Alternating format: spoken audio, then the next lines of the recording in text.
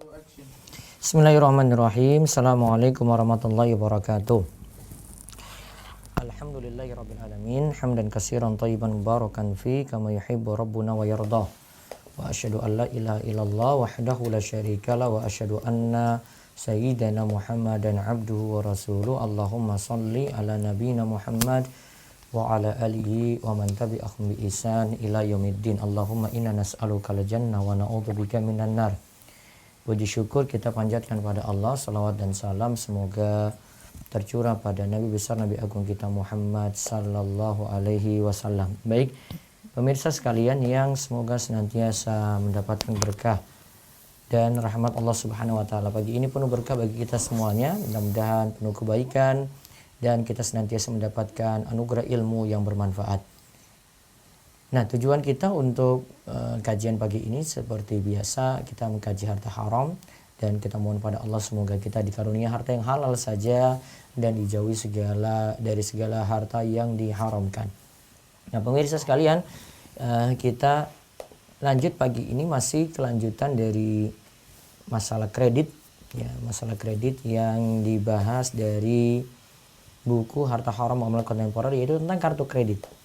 Nah, kalau ingin dapat catatan lengkap, saya sudah sertakan catatan pertemuan 59 dan pertemuan 60 kali ini di grup Telegram. Grup Telegram nanti cari dengan kata kunci Rumaiso Fikih Muamalat. Rumaiso Fikih Muamalat. Ya, di situ nanti ya kita lihat beberapa catatan. Ya, alhamdulillah situ sudah lengkap tentang kartu kredit. Nah, nanti bisa dikaji lebih jauh tentang kartu kredit tersebut. Ini catatan sebenarnya di pembahasan fikih muamalat kita sebelumnya, waktu kita bahas di serial pertama atau di kajian pertama dulu. Nah, catatan itu bisa dilihat. Nah, monggo dibaca. Akad kafalah pada kartu kredit. Dalam kartu kredit terdapat juga akad kafalah. Nah, lihat ya sebentar. Kartu kredit ingat ada 3 akad ya. Kalau kita bahas kartu kredit, di situ ada 3 akad. Ada akad qard, ya, kita dapat utang di situ. Kalau ada yang punya kartu kredit dapat utang. Terus ada akad kafalah, yaitu penjaminan, dan ada akad ijarah, upah. Dalam kartu kredit ada 3 akad ya.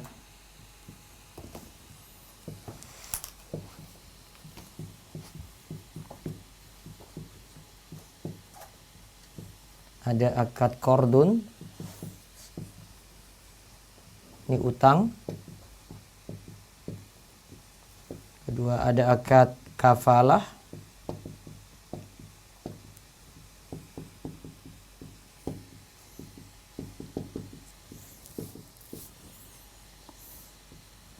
Penjaminan. Kemudian ada akad qard kafalah ijarah.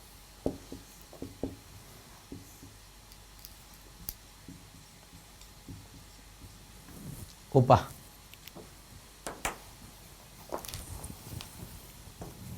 Nah, seperti kita lihat kemarin akad qard pada kartu kredit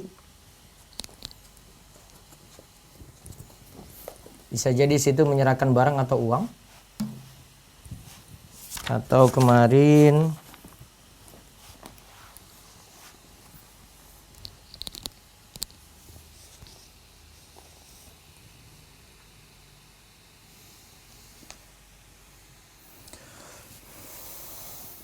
ya, kalau kita lihat dari definisi kemarin ya, ini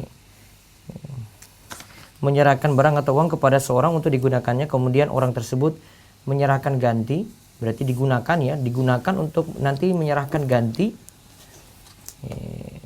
Uang itu digunakan, barang atau uang itu digunakan. Ya. Ini yang terjadi pada akad qard ya, menyerahkan barang atau uang, kemudian uang itu digunakan, kemudian menyerahkan ganti yang sama dengan barang yang telah digunakan.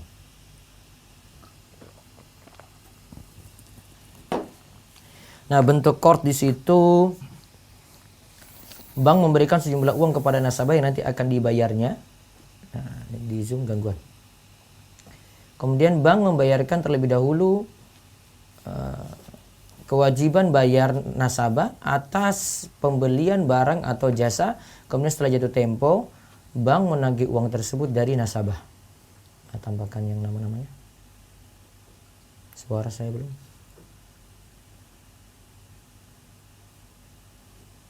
Ya. Nah, sekarang kita balas ulang. Tadi coba baca ulang. Kafalah. Akad kafalah pada kartu kredit. Ya, akad kafalah pada kartu kredit. Penjaminan ya. Terus. Dalam kartu kredit terdapat juga akad kafalah. Kafalah adalah akad penjaminan yang diberikan oleh penanggung atau kafil kepada pihak ketiga untuk memenuhi kewajiban pihak kedua atau yang ditanggung, yaitu makful anhu. Ya, sudah. Situ ada akad kafalah.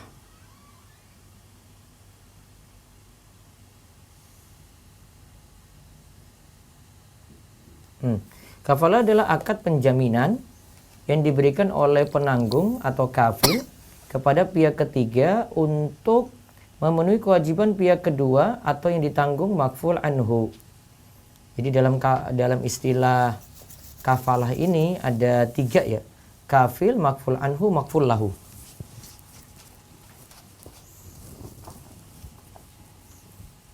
Ada penghapus.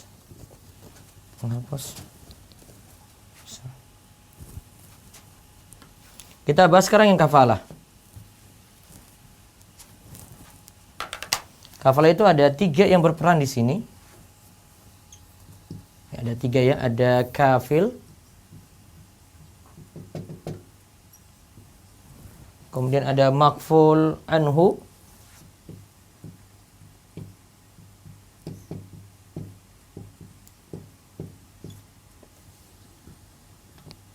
kemudian ada makful lahu.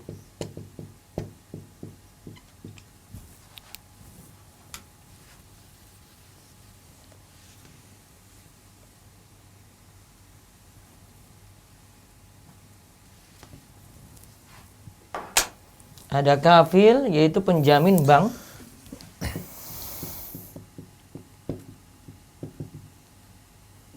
Ini pihak bank ya. Makful anhu, yang dijaminkan darinya, berarti pihak yang dijamin, yaitu peminjam.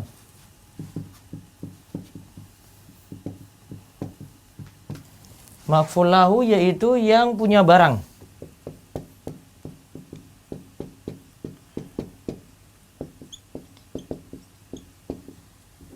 Ya, yang punya barang. Terus, dalam kartu kredit, bank penerbit kartu memberikan jaminan kepada merchant atau pedagang untuk memenuhi kewajiban pembayaran pemegang kartu atas barang yang dibeli atau jasa yang digunakan. Bank penerbit kartu memberikan jaminan, dia kafil ya, kepada merchant pedagang. Nah, merchantnya itu di sini, yang punya barang.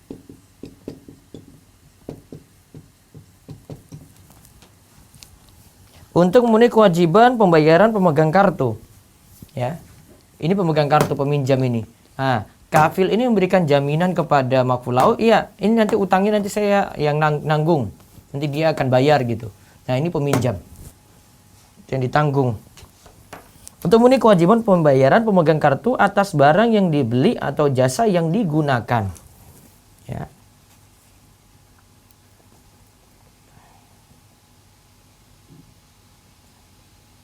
Ya, terus. Bank penerbit kartu menarik imbalan atau fee dari pemegang kartu atas jasa penjaminan yang diberikannya. Ya, terus.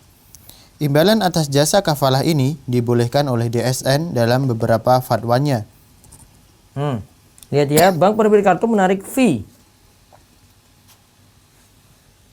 Bank penerbit kartu menarik fee dari pemegang kartu atas jasa penjaminan yang diberikannya. DSN di sini membolehkan untuk fee ini. Ya, terus.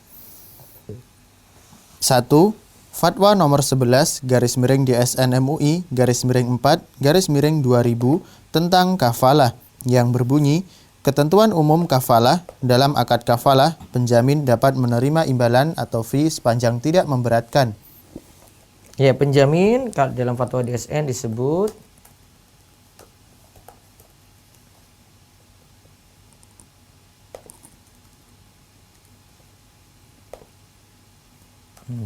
Dalam fatwa DSN ya.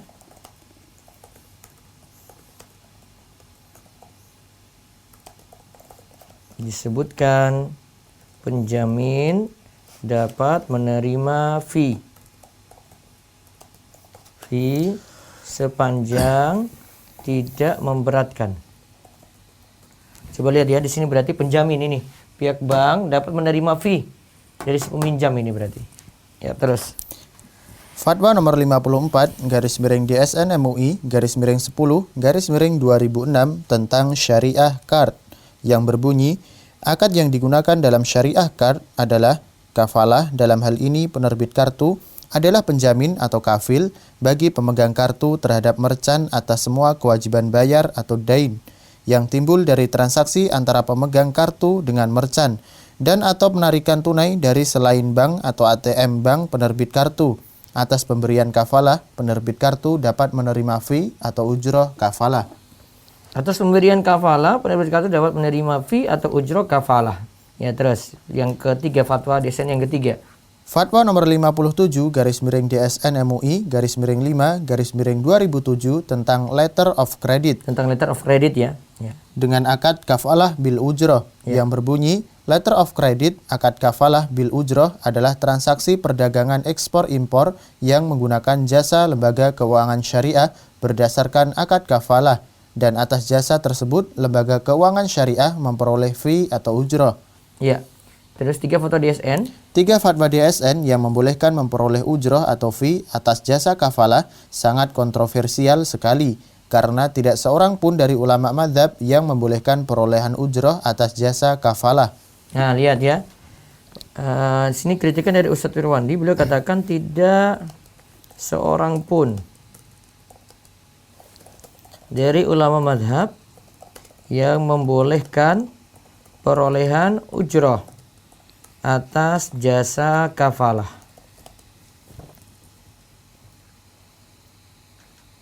Ya, terus.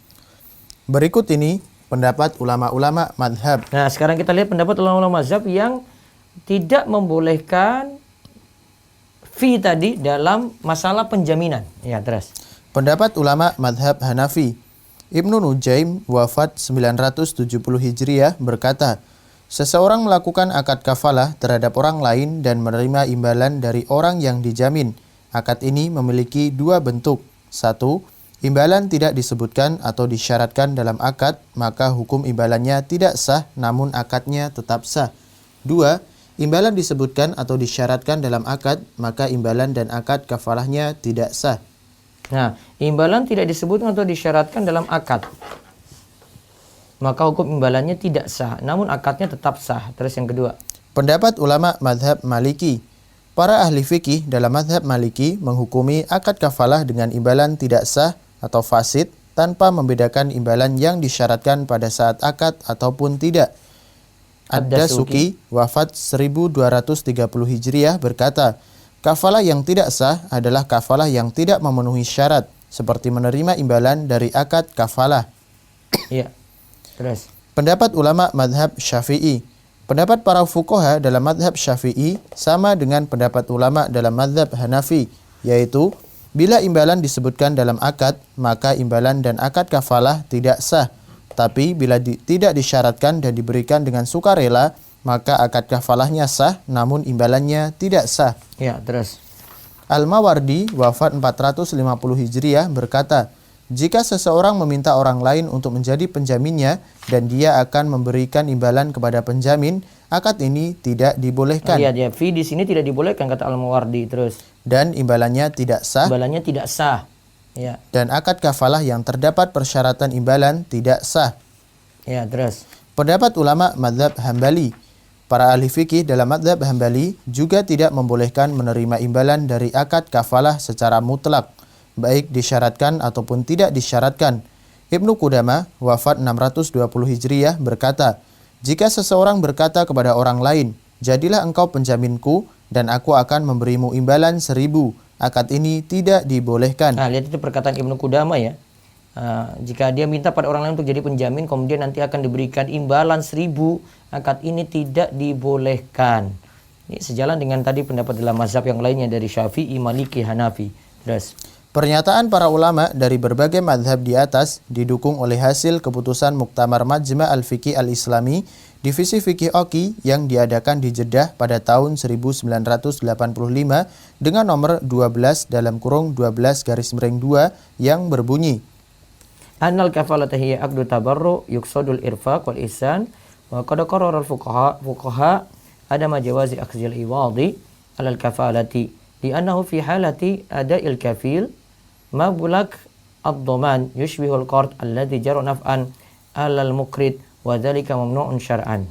Akad kafalah adalah akad tabarru atau cuma-cuma, dimaksudkan untuk kebajikan. Para ahli fikih telah menetapkan bahwa tidak boleh memperoleh ujrah atau fee atas jasa kafalah karena pada saat pemberi jaminan membayarkan kewajiban pihak tertanggung, hal ini menyerupai qard atau pinjaman yang mendatangkan keuntungan untuk pemberi pinjaman dan ini dilarang oleh syariat. Ya, terus. Juga dituangkan dalam buku Paduan Lembaga Keuangan Syariah Internasional Ma'ayir Syar'iyyah yang disusun oleh AAOIFI dalam Miqyar Ad-Dhamanat pasal 3/1/5 yang berbunyi La yajuzu akhdhul ajr wa la i'ta'uhu muqabil mujarradil kafala mutlaqan li ijma'il fuqaha'i ala dhalik wa li annaha istidadun lil iqrad bid-daf'i war ruju' 'ala al-maqful falam yajuz akhdhul maqabil an dhalik li anna al-iqrad nafsuhu la yajuz akhdhu iwadin anhu wa huwa riba. Lembaga keuangan syariah tidak dibolehkan secara mutlak mengambil atau memberikan ujrah atau fee sebagai imbalan atas jasa kafalah karena para ulama telah ijma' atau sepakat bahwa hal tersebut tidak boleh. Dan karena akad kafalah merupakan kesediaan pihak penjamin untuk memberikan pinjaman kepada pihak tertanggung dengan membayar terlebih dahulu, kemudian penjamin menagih kepada pihak yang dijaminnya, maka tidak dibolehkan penjamin mengambil fee atas penjaminan. Karena ini bentuknya adalah qard dan tidak boleh mengambil imbalan atas qard dan itu adalah riba. Nah, lembaga keuangan syariah tidak dibolehkan secara mutlak mengambil atau memberikan ujrah fee sebagai imbalan atas jasa kafalah. Karena para ulama telah ijma atau sepakat bahwa hal tersebut tidak boleh. Ya, dan karena akad kafalah merupakan kesediaan pihak penjamin untuk memberikan pinjaman kepada pihak tertanggung dengan membayar terlebih dahulu, kemudian penjamin menagih kepada pihak yang dijaminnya. Maka tidak dibolehkan penjamin mengambil fee atas penjaminan. Karena ini bentuknya adalah qard dan tidak boleh mengambil imbalan atas qard dan itu adalah riba. Nah, ini tadi dalam Ma'ayir Syar'iyyah yang disusun oleh AAOIFI. Nah, terus dalil-dalil yang mengharamkan. Kenapa tidak boleh ada fee bagi kafil penjamin yaitu pihak bank? Ya. Para ulama mengharamkan imbalan atas jasa kafalah. Hal ini berdasarkan dalil-dalil yang berikut. mengharamkan imbalan atas jasa kafalah. Diulang, para ulama. Para ulama mengharamkan imbalan atas jasa kafalah. Hal ini berdasarkan dalil-dalil berikut. Yang pertama, ijma atau konsensus para ulama. Para ulama sepakat bahwa imbalan yang diterima dari akad kafalah tidak dibolehkan. Ijma ini dinukil oleh beberapa ulama, di antaranya Ibnu Munzir, wafat tahun 319 Hijriah, dalam bukunya Al-Ishraf. Ia berkata, Ajma kullu man nahfadhu anhu min ahli ilmi ala anna al-hamalata bi ju'lin ya'khudhuhu al-hamil la tahilla wa la tajuz. Semua ulama yang kami ketahui sepakat bahwa imbalan yang diterima dari akad kafalah tidak halal dan tidak dibolehkan. Bahwa imbalan yang diterima dari akad kafalah tidak halal dan tidak dibolehkan. Tidak halal dan tidak dibolehkan. Terus.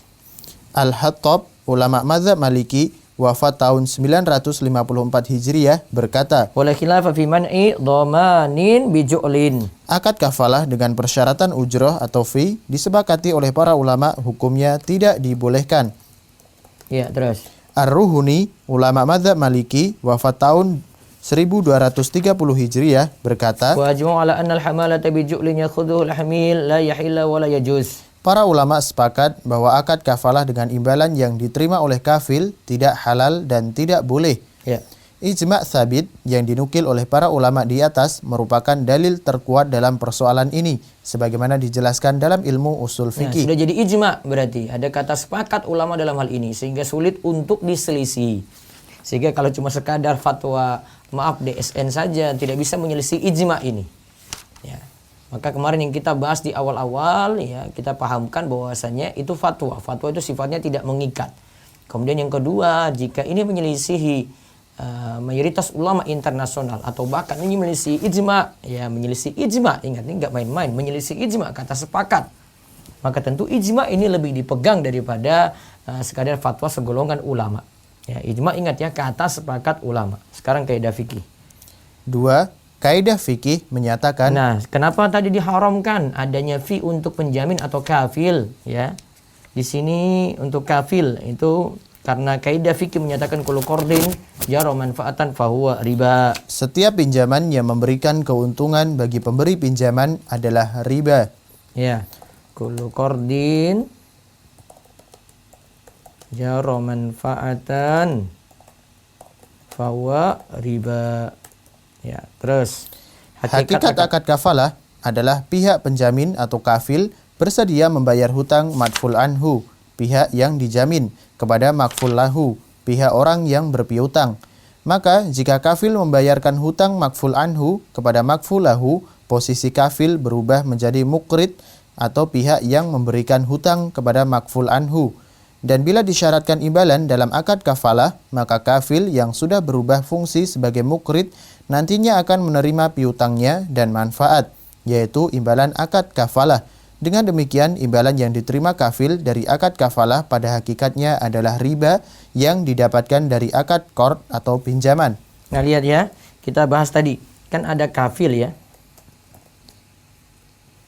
Ada kafil. Pihak penjamin ya, bersedia kan dia itu bersedia. Itu pihak bank kan bersedia membayar utang makful anhu si peminjam ya. Dibayarkan kepada makful lahu ya, tempat barang itu dibeli. Nah, jika makful anhu tidak bisa melunasi utang, maka pihak kafil akan membayarkan. Sehingga kafil berubah menjadi mukrid. Ya. Pihak yang memberikan utangan atau kreditur.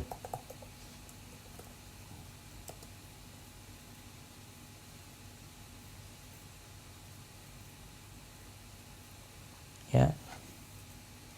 Kafil jadi mukrid untuk makful anhu. Untuk makful anhu. Nah, sehingga jika ada fee untuk mukrid, yaitu kreditur, yang sebelumnya itu kafil, maka berarti ada imbalan dari akad kafalah. Dan itu adalah riba. Nah, coba lihat. Perhatikan. Kan di sini kafil, dia jamin utangnya makful anhu. Dia bilang kepada makful lahu, nanti saya yang jamin utangnya. Nah, ketika makful anhu ini nggak mampu bayar, maka kafil ini berubah menjadi mukrid.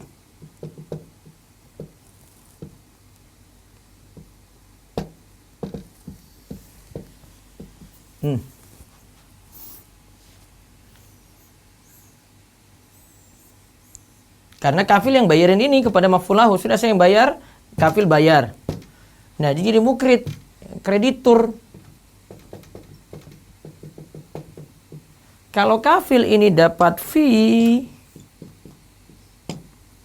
ya, berarti di sini masuk dalam kaidah kullu qardin jarra manfaatan.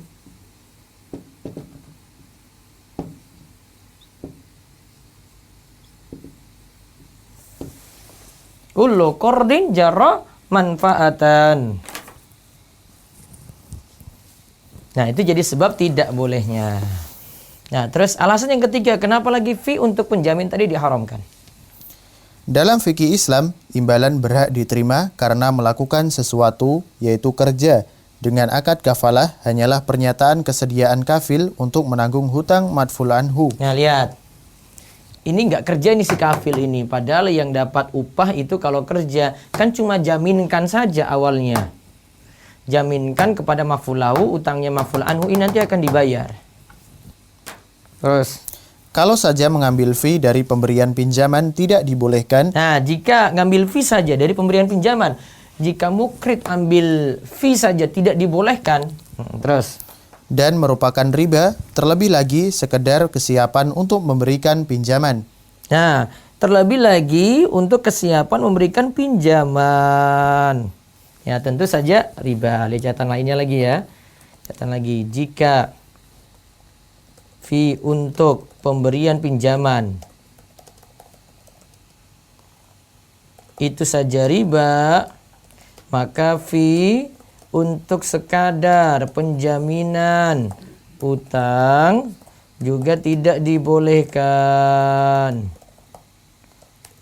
Oke, terus dengan demikian. Dengan demikian, imbalan yang diterima atas akad kafalah dalam kartu kredit termasuk memakan harta dengan cara yang batil karena ia mendapatkan fee tanpa imbalan apapun jua. Ya. Dan imbalan atas akad kafalah termasuk dalam firman Allah, Ya ayyuhalladzina amanu la ta'kulu amwalakum bainakum bil batil. hai orang-orang yang beriman, janganlah kamu saling memakan harta sesamamu dengan jalan yang batil. An-Nisa ayat 29. Ya, terus dari dalil-dalil. Dari dalil-dalil dan pernyataan para fuqaha di atas, dapat diketahui bahwa pihak penjamin atau kafil tidak dibenarkan menerima imbalan atau fee dari pihak yang dijamin, baik disyaratkan dalam akad maupun tidak, dan imbalan tersebut pada hakikatnya adalah riba. Nah, terus ini nasihat dari Ustaz Ridwan terakhir dalam kesempatan ini. Dalam kesempatan ini, penulis berharap DSN bersedia meninjau ulang 3 fatwa yang membolehkan mengambil ujrah atau fee atas jasa kafalah. Nah, ya, diharapkan DSN bersedia meninjau ulang 3 fatwa yang membolehkan mengambil ujrah atau fee atas jasa kafalah. Nah, sekarang bagian yang terakhir. Ini siap-siap bisa untuk bertanya. Sekarang tentang ijarah atau upah jasa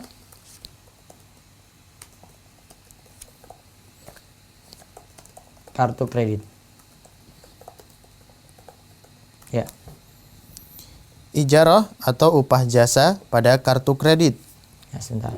Kalau tadi itu kafalah dalam kartu kredit ya.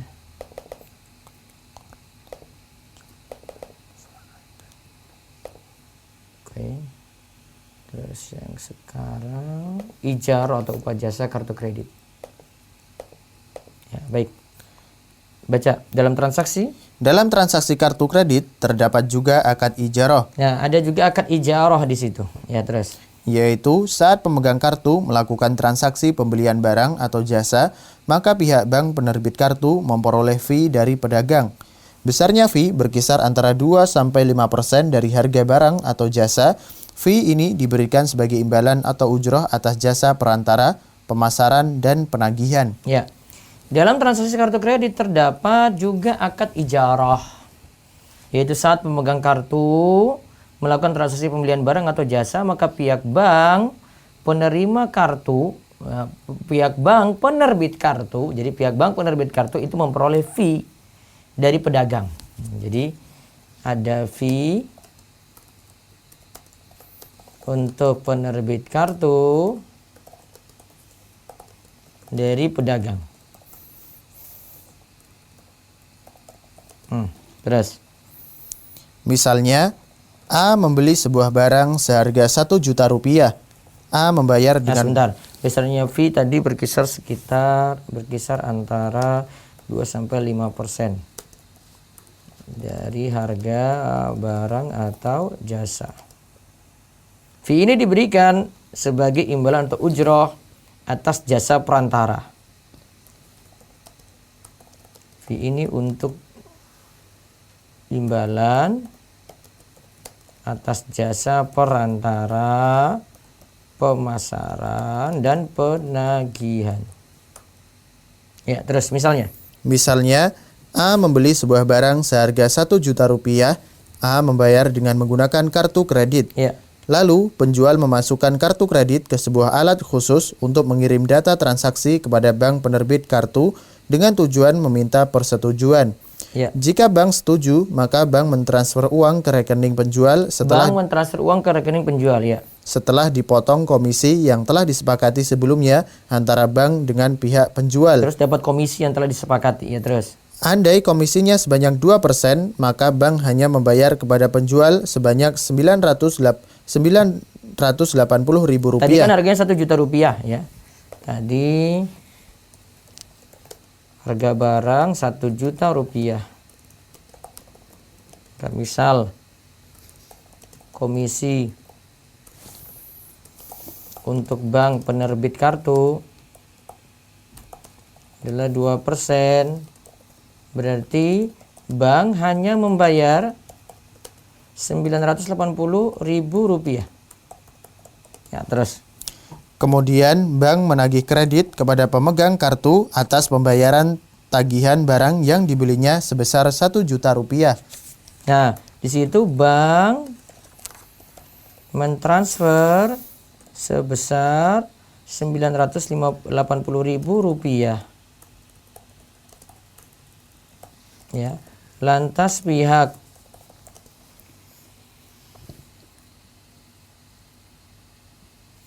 pemegang kartu, berarti si peminjam, ya.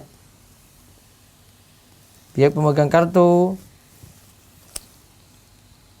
bank menagih kredit kepada pemegang kartu atas pembayaran tagihan barang yang dibelinya sebesar 1 juta rupiah.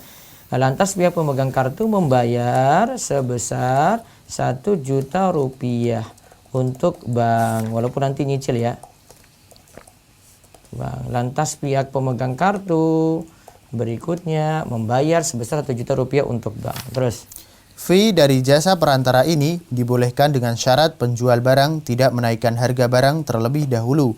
Nah, sekarang fee di sini dari jasa perantara ini dibolehkan dengan syarat penjual barang tidak menaikkan harga barang terlebih dahulu. Penjual barang tidak menaikkan harga barang terlebih dahulu. Ya, terus. Hukum bolehnya bank penerbit kartu menerima fee dari pedagang merupakan keputusan Muktamar Majma' Al-Fiqih Al-Islami, ya. Divisi Fikih Oki nomor 108/2 tahun 2000 disebutkan bank penerbit kartu boleh memperoleh fee dari pedagang yang menerima pembayaran menggunakan kartu kredit. Ya. Juga AAOIFI membolehkannya. Lembaga keuangan penerbit kartu kredit boleh menerima komisi dari pedagang yang menerima pembayaran dengan kartu dalam bentuk persen dari total harga barang atau jasa. Ya, terus. Dan DSN dalam Fatwa nomor 54/DSN MUI /10/2006 tentang syariah card yang berbunyi penerbit kartu boleh menerima fee yang diambil dari harga objek transaksi atau pelayanan sebagai upah atau imbalan ujroh atas perantara atau samsaroh, pemasaran, taswik, dan penagihan tahsil al-dain. Nah, lihat di sini, ya. Penerbit kartu boleh menerima fee yang diambil dari harga objek transaksi atau pelayanan sebagai upah atau imbalan atas. Ini hukum bolehnya karena dapat untung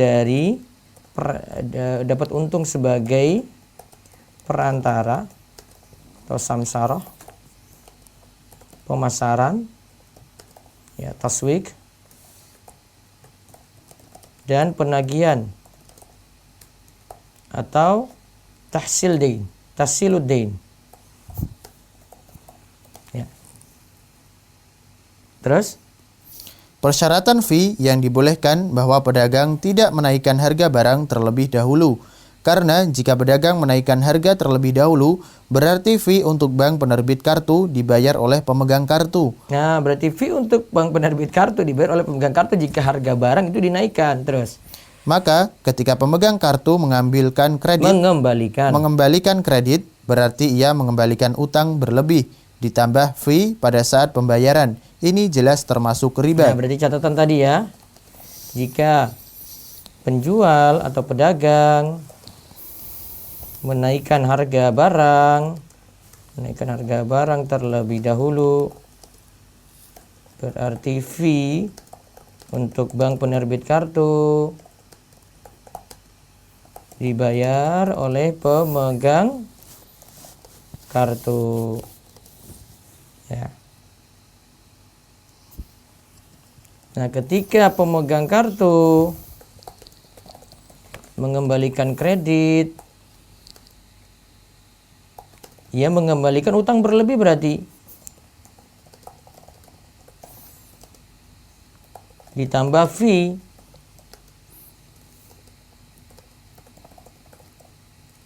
Nah, ini termasuk riba. Jadi kalau pakai kartu kredit itu harga barangnya dinaikkan, berarti ada riba di situ. Jadi kesimpulannya, jadi siap-siap untuk bertanya. Kartu kredit kan itu ada 3 hal ya. Ada qard, ada kafalah, ada ijarah.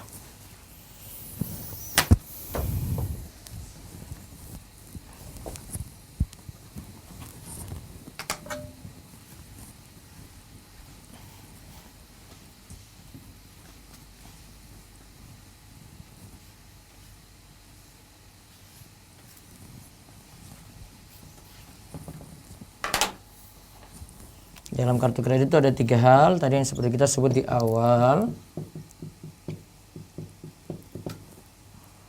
Ada qardun, utang ya. Utang gimana di sini? Kalau ada keuntungan dari utang,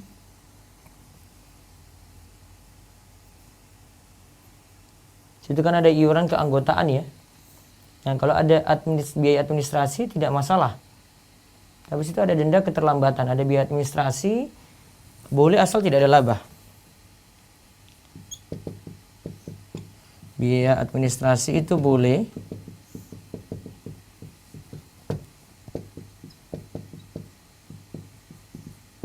Asal tidak ada laba. Terus nanti ada denda atau keterlambatan atau penalti. Ini biaya administrasinya, itu boleh asal tidak ada laba. Namun ada bunga.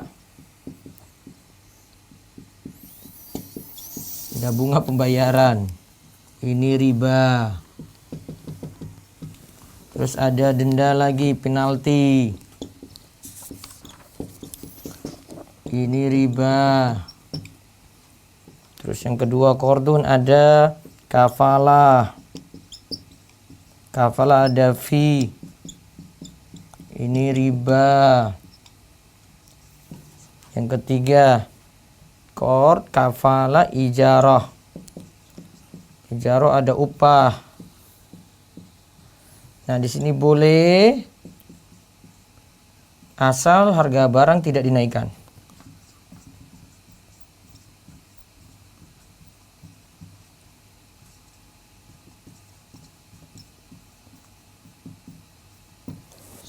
Tidak naik karena menggunakan kartu kredit. Jadi 3 masalah yang disebutkan di awal itu rinciannya atau ini terakhir. Kartu kredit. Satu tadi ya. Qard, utang. Coba ditampilin dulu layar ini. Situ ada biaya administrasi. Itu boleh. Asal tidak ada laba. Tapi kalau untuk bunga di dalamnya itu riba berarti. Terus ada denda atau penalti, itu riba. Terus yang kedua kan tadi ada kafalah.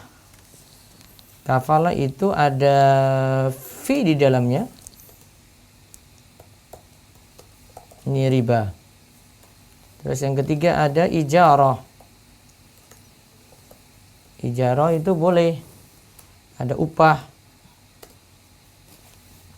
Upahnya itu dari penerbit kartu dapat dari pedagang. Karena dia sebagai perantara ya. Ijarah sebagai perantara itu boleh. Asalkan harga barang tidak dinaikkan karena menggunakan kartu kredit.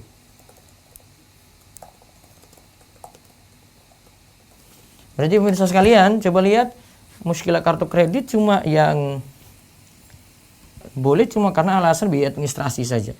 Namun ada bunga di situ, ada denda, penalti, ya, bunga, denda, penalti masalah. Ada kafalah, ada upah di situ juga masalah. Ada fee masalah. Terus ijaro ada upah di situ boleh, asal gambaran tidak dinaikkan. Di sini saja yang boleh. Ini riba 3 lawan yang masih boleh 2 gitu. Tapi secara umum jadi bermasalah jika ada permasalahan dalam qard, kafalah maupun ijaro tadi. Dan insya Allah solusinya untuk kartu kredit ini kita bahas besok ya, tentang dampak riba terhadap keabsahan akad dan kartu kredit syariat. Nanti pembahasannya ringkas juga untuk esok hari insya Allah. Nah baru nanti kita bahas, nanti saya lompat surat berharga, saya lompat tidak bahas dulu. Nanti saya bahas terakhir ketika sudah bahas saham. Nanti kita lompat ke pembahasan. Setelah itu di halaman 530 pelunasan utang. Yang di situ terjadi hiperinflasi, pengembalian utang disetarakan dengan harga emas, dengan valuta asing dan seterusnya. Itu ada pembahasan baru kita masuk riba, baru masuk riba pada dana talangan haji ya, dan bolehkah arisan ya, baru nanti ada riba baik. Wallahu a'lam bishawab. Baik, silakan jika ingin ditanyakan disiapkan, bisa lewat Zoom, lewat raise hand maupun lewat chatnya. Begitu juga jika ingin bertanya langsung nanti lewat WhatsApp 0812 281 85131 dan lewat telepon langsung di 0812 281 85131. Monggo kami persilahkan. Bisa dari Zoom dulu.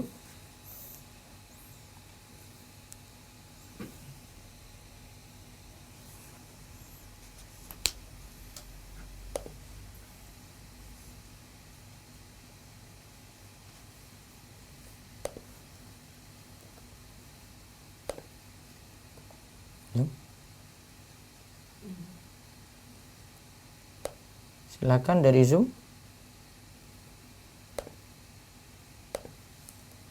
Baik Ustaz. Tafadholi Ukti Tenti, silakan dibuka mic-nya. Assalamualaikum Ustaz. Waalaikumsalam warahmatullahi wabarakatuh. Silakan. Ini Ustaz, kebetulan kantor saya kan di pemerintahan. Nah, sebagian itu fasilitas untuk uang bensin dan konsumsi rapat atau konsumsi yang untuk acara gitu, kebetulan menggunakan kartu kredit. Ya. Tapi kalau yang pasti itu yang uang bensin itu menggunakan kartu kredit. Nah, kalau yang konsumsi itu ada yang menggunakan kartu kredit, ada yang enggak. Nah, saya menggunakan fasilitas itu gimana ya Ustaz? Itu terpaksa apa bukan? Satu. Mereka sih menyikapinya kenapa menggunakan kartu kredit karena pencairan dananya sih Ustaz. Dari pencairan dananya mereka kan kadang terhambat kan dari pusat. Kita kan harus apa namanya istilahnya ngerekap dulu baru ada keluar cair uang gitu. Nah, sekarang kan udah nggak bisa seperti itu. Jadi harus direkap semuanya sudah.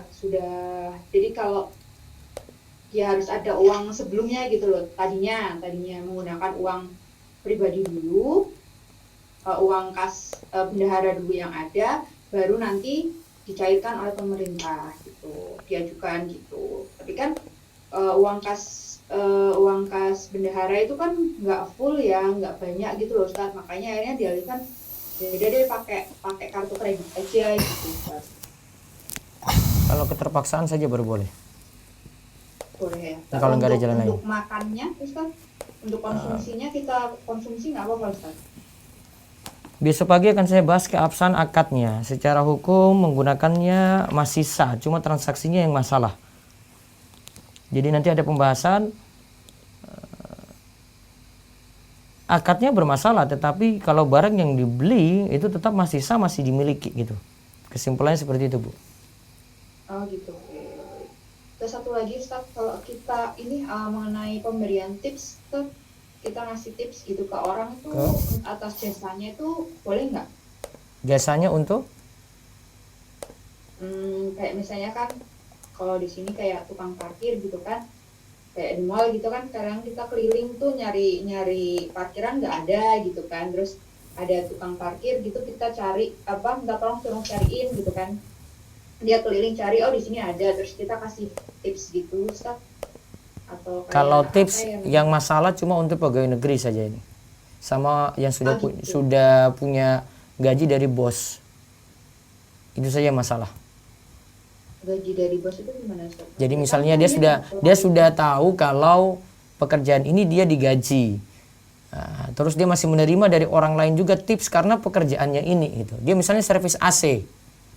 Kan dia punya bos sudah bayar dia. Ini gaji untukmu pasang AC itu ya, ini sudah dibayar. Terus dia dapat lagi fee dari orang yang dia kerjain gitu. Maka fee ini tidak halal sampai dia lapor kepada bosnya dulu. Berarti sama aja juga ya kayak tukang parkir terus jasa. Kalau tukang parkir kan dia bosnya siapa?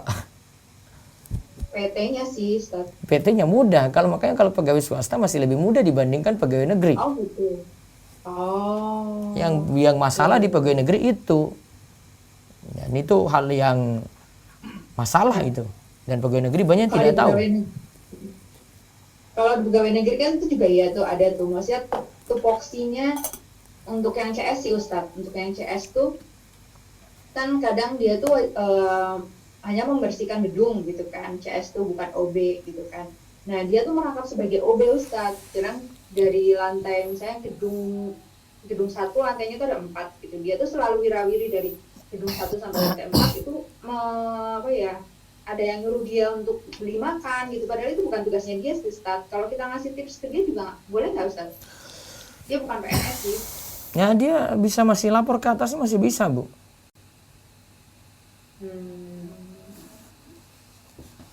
Boleh ya, oke, baik Ustaz.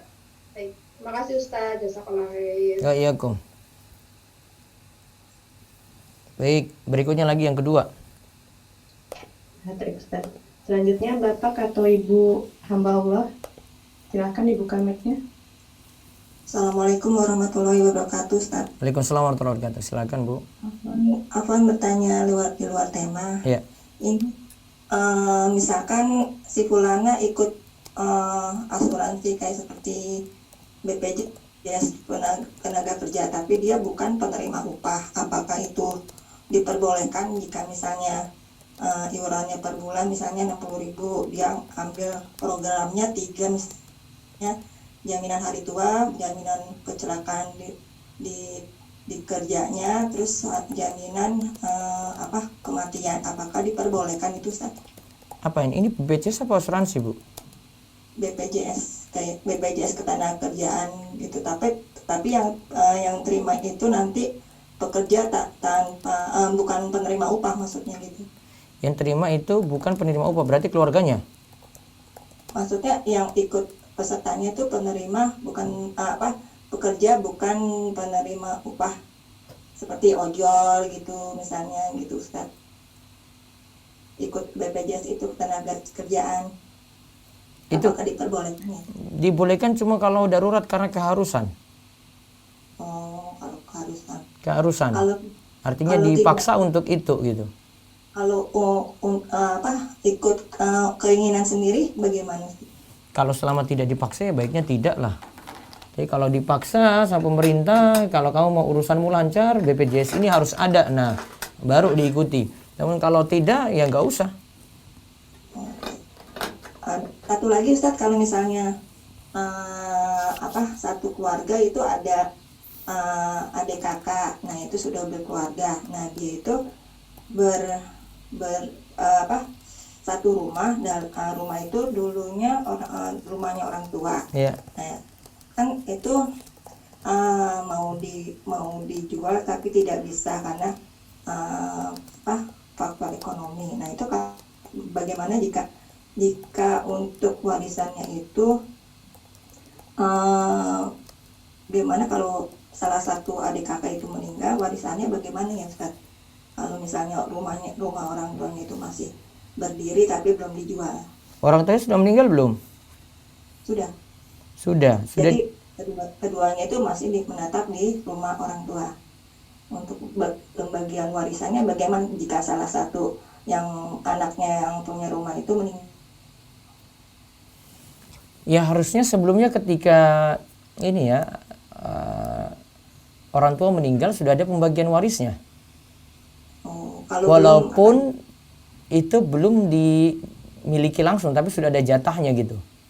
Nah nanti baru ada yang tempati, terus nanti ada bagi waris lagi. Oh ini nanti ini rumah ini jatahnya dia itu berapa gitu. Terus baru nanti dibagi lagi kalau dia itu meninggal. kalau belum di Nah itulah saya nggak bisa memberikan jawaban karena sama saja belum punya harta. Karena belum ada harta waris yang mau dibagi sebelumnya. kecuali kalau rumah itu sudah terjual ya Ustaz ya. Baru Iya. bisa di Iya. baik Ustaz, jazakallahu khairan. Iya kok. Assalamualaikum. Waalaikumsalam warahmatullahi wabarakatuh. Baik, satu lagi dari Resen, monggo. Nah, baik. Bapak Herman Sugiharto, silakan dibuka mic-nya. Assalamualaikum warahmatullahi wabarakatuh Pak Ustadz. Silakan, monggo Pak Herman. Wah, izin bertanya Pak Ustadz.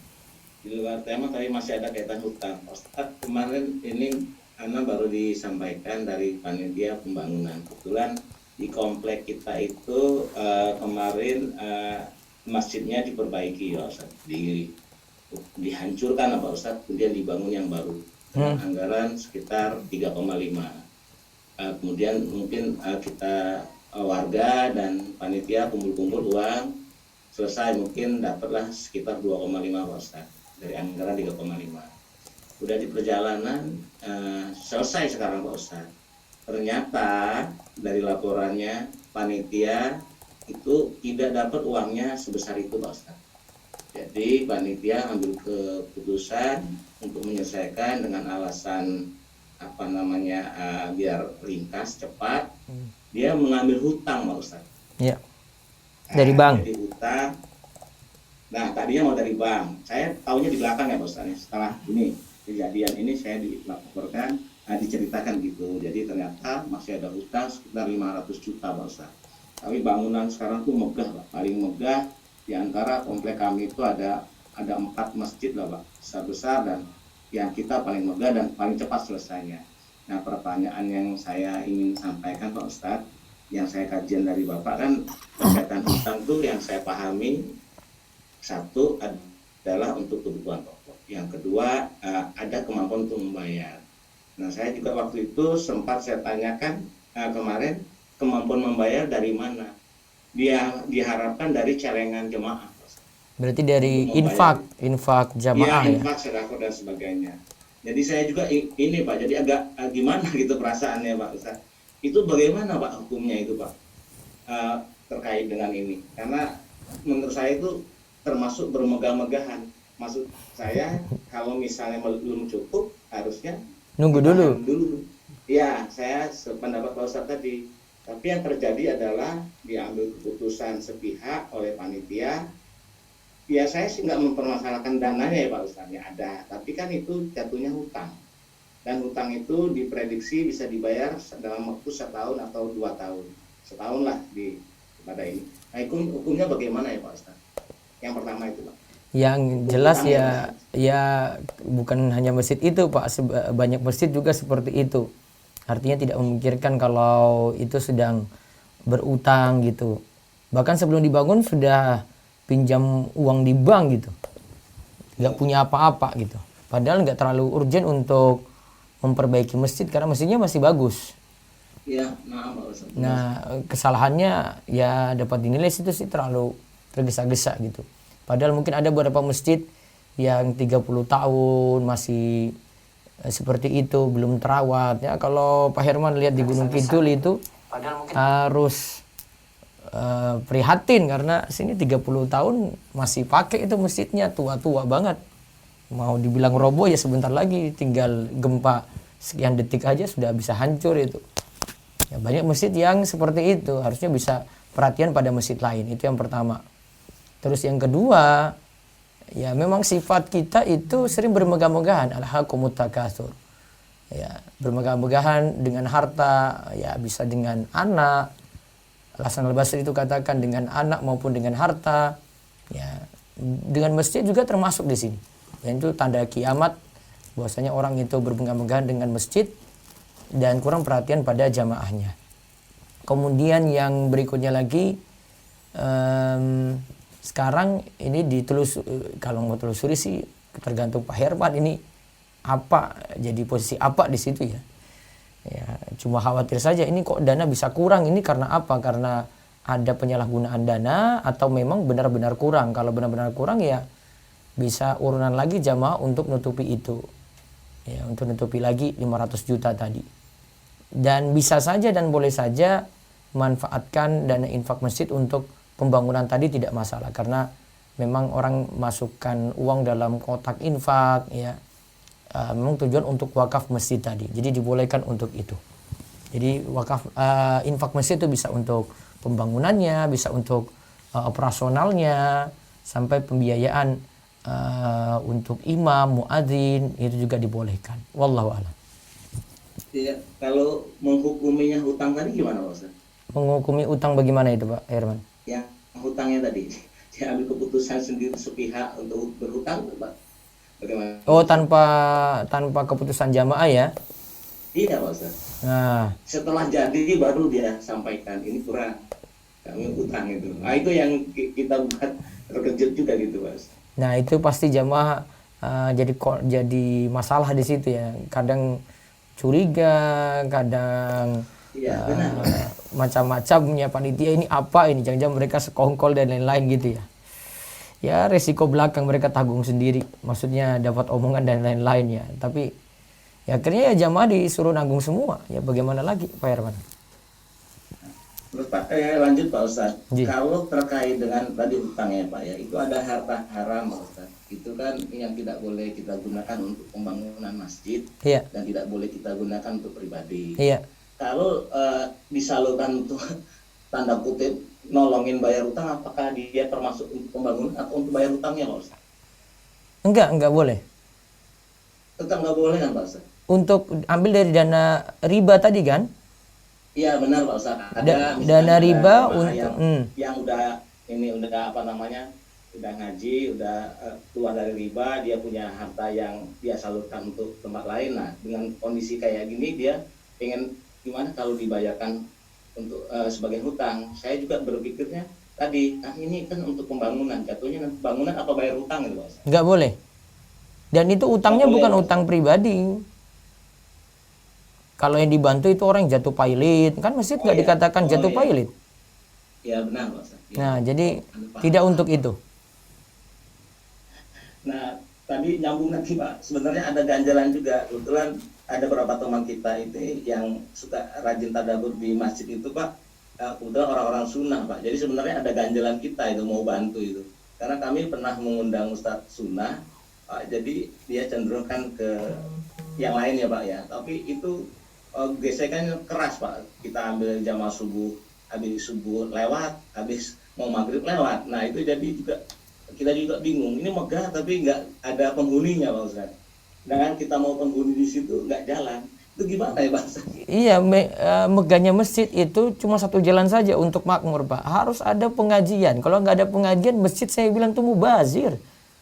Mubazir untuk sholat saja. Dan saya yakin kalau cuma untuk sholat saja tidak terlalu banyak dibandingkan jamaah pengajian itu. Benar Pak Ustadz? Dan seakan-akan kita ketika bangun masjid jadi, aduh masjidnya cuma sedikit jamaah. Kita kayak yang nyumbang itu merasa kecewa gitu. Jadi kalau dia tahu nih kalau nyumbang ini jamaahnya datang banyak, mereka pengajian di situ terus, wah jelas. Itu jadi bawa berkah. Baik Pak Ustadz. Gitu ya Terima Pak. kasih, Pak Ustadz. Jazakallah khairan Pak Ustadz. Iya Kom. Baik, bisa dari ini dulu chat dulu monggo, bisa 2 dari chat. Nah, Ustaz, saya bacakan yang dari chat. Bismillah, izin bertanya Ustaz.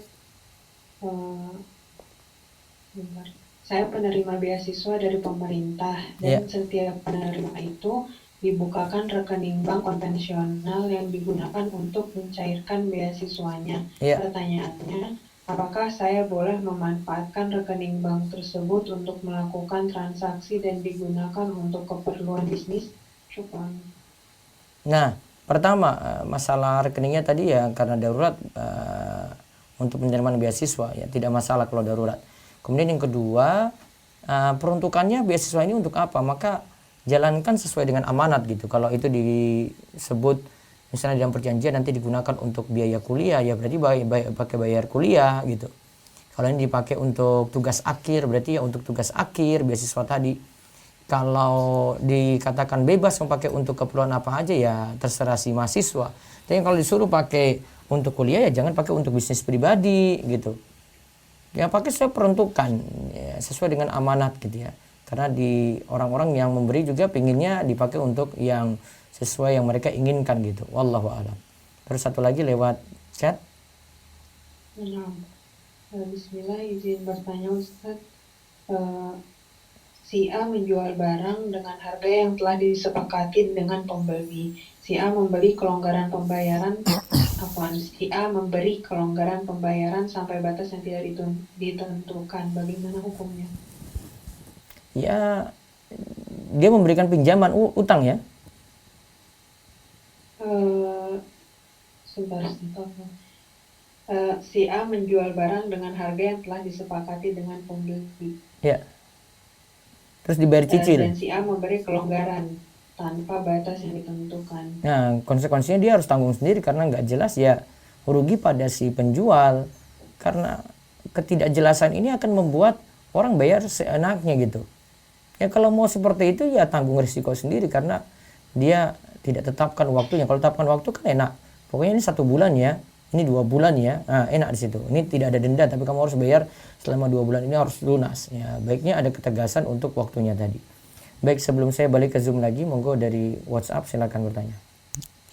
Apakah bisa beli anjing untuk penjaga kebun? Belinya tidak. Tapi kalau menjaganya boleh, membelinya tidak diperkenankan. Allahu a'lam. Terus. Afan Ustadz di luar tema, apabila wanita istihadah yang sudah memakai pembalut, Ya. apakah setiap hendak sholat harus ganti pembalut lalu berwudu? Wanita istihadah terus? Apakah setiap hendak sholat harus ganti pembalut lalu berwudu? Kalau kesulitan tidak perlu, namun kalau mudah untuk ganti silakan ganti. Yang penting setiap kali masuk waktu sholat diperintahkan berwudu. Terus yang kedua, ada telepon? Angkat. Ya, assalamualaikum. Halo, assalamualaikum. Waalaikumsalam warahmatullahi wabarakatuh. Silakan, dengan siapa di mana? Halo, iya, waalaikumsalam warahmatullahi wabarakatuh. Dengan siapa di mana? Dengan Taufik di Jakarta. Ya, silakan. Mau tanya ini Iya. soal kartu kredit. Kalau mau tanya kalau misalnya kita diundang makan, Iya. ada 2 kondisi. Misalnya satu sudah jelas dibayar pakai kartu kredit, atau yang kedua kita nggak tahu dia bayar pakai kartu kredit. Kalau kondisi kedua boleh. Kondisi pertama secara hukum juga tetap sah. Iya, urusan yang bayar itu nantinya. Dia yang tanggung. Baik. Waalaikumsalam warahmatullahi wabarakatuh. Baca di WA silakan. Sementara itu. Baik, bisa balik ke Zoom selesaikan yang 2 yang resen monggo. Nah, Bapak Fahri dari Palu, silakan dibuka mic-nya. Ya, assalamualaikum warahmatullahi wabarakatuh. Ya, Pak Ustadz dari Fahri. Iya, silakan. Gini, Pak Ustadz, kan kalau kita berbelanja ke market itu kan ada kita menggunakan kartu debit. Nah, biasanya kalau ada kartu debit yang memang sesuai yang dibayarkan sesuai dengan belanjaan, ada juga yang dibayarkan kemudian ada tambahan 2,5%-nya, umpamanya, gitu kan. Nah, ini hukumnya gimana, Pak Ustadz, bagi pemilik supermarket, kemudian bagi pemilik bank yang kartu debitnya dipakai, dan juga bagi nasabah yang kebetulan jadi pembelinya ini? Tadi yang pertama kartu debit yang dipakai kan berarti kartu yang sebenarnya uang di dalamnya itu kan milik yang sudah dimiliki pemilik kartu kan uangnya. Ya, betul. Sudah Terus dia pakai belanja. Harga belanjaannya kan cuma potong itu aja kan? Potong dari kartu itu. Ya, tambahannya yang biasanya kan ada tambahan untuk kartu debit bank ini, tambahannya 2% dari total belanjaan gitu. Jadi tambah mahal? Iya, jadi tambah mahal. karena biasanya ada beda mesin, beda bank. Oh, itu masalah lain, dibolehkan. Itu fee untuk pembayaran, tidak ada kaitannya dengan ini. Yang rugi ya pemilik kartunya sebenarnya, pihak bank, karena dia punya pelayanan di situ maka dia dapat untung, nggak masalah. Jadi yang 2% itu memang 2% dari total belanjaan itu semuanya nggak Iya. termasuk nih. Itu beda dengan kartu kredit tadi ya, beda dengan kartu kredit. Kalau debit kan uangnya sudah milik si pemegang kartu. Iya. Iya. Oh iya. Baik, Pak Ustadz ya. Makasih. Pak Iya. Ustadz, jazakallah khair. Oh iya, baik, Ummu Zahra silakan. Bismillah, Assalamualaikum Ustaz. Waalaikumsalam warahmatullahi wabarakatuh. Afwan, di luar tema Ustaz, ada titipan pertanyaan dari Ibu. Ini kan misalnya di asuransi temanya Ustaz, kita bayar asuransi baru berapa bulan, terus itu kan potong gaji. Nah, tiba-tiba berapa bulan kemudian terus kita dioperasi pakai asuransi tersebut, hukumnya gimana ya Ustaz? Misalnya asuransi dibayar baru beberapa bulan, itu potong gaji, terus Terus tiba-tiba 3 bulan berikutnya atau 6 bulan berikutnya kita dioperasi pakai asuransi tersebut, itu hukumnya gimana ya Ustaz? nah dicek dulu nih asuransi apa nih Bu? Mertua sih pakai Askes Ustaz, cuman memang mungkin berapa bulannya itu nggak tahu berapa. Mandiri sendiri kan? Digunakan. Maksudnya gimana? Pilihan sendiri kan? Nggak dipaksa seperti kayak BPJS begitu? Itu sih dari PNS Ustaz. Oh, PNS boleh manfaatin. Oh begitu. Iya. Nggak apa-apa Ustaz. Iya. Ya udah. Satu lagi Ustaz. Iya. Kalau di sini kan banyak restoran-restoran gitu yang belum tahu itu halal apa enggak. Itu kita boleh makan atau kita pilih-pilih yang sudah ada label halalnya Ustaz? Boleh makan, nggak masalah. Tanpa kita tahu itu halal apa enggak ya? Asalnya makanan itu halal, walaupun tidak ada label halal. Oh baik Ustaz. Iya. Satu lagi soal sekolah online Ustaz. Ini anak saya nanya, evaluasinya itu harus diisi ya Ustaz? Iya, yang disebarkan linknya di grup itu diisi. Nanti kalau sudah hafal nanti akan dipanggil. Iya, kemarin saya liatin anak saya, kok kakak belum dipanggil-panggil? Kakak kan belum isi evaluasi Bunda. Oh iya, jadi harus isi dulu baru dipanggil Ustaz? Iya, nanti kan ada data di saya. Oh baik. Saya pakai data itu.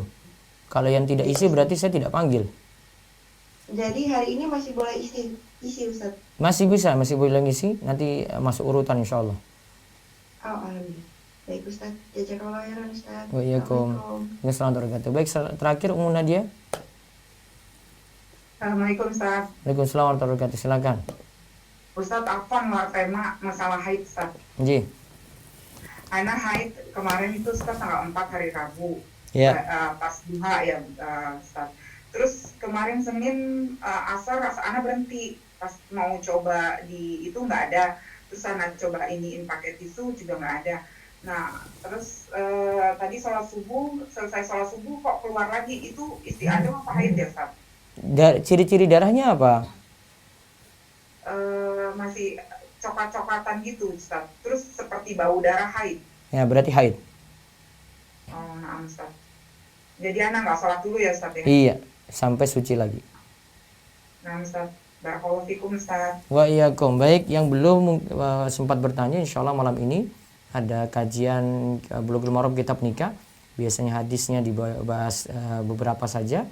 Setelah itu nanti kita lanjut dengan tanya jawab lebih lama. Insya Allah jam 7:30 sampai 45 menit atau 1 jam. Kita cukupkan, kita tutup dengan doa kafaratul majelis. Subhanakallahumma bihamdika asyhadu alla ilaha illa anta astaghfiruka wa atubu ilaik. Assalamualaikum warahmatullahi wabarakatuh.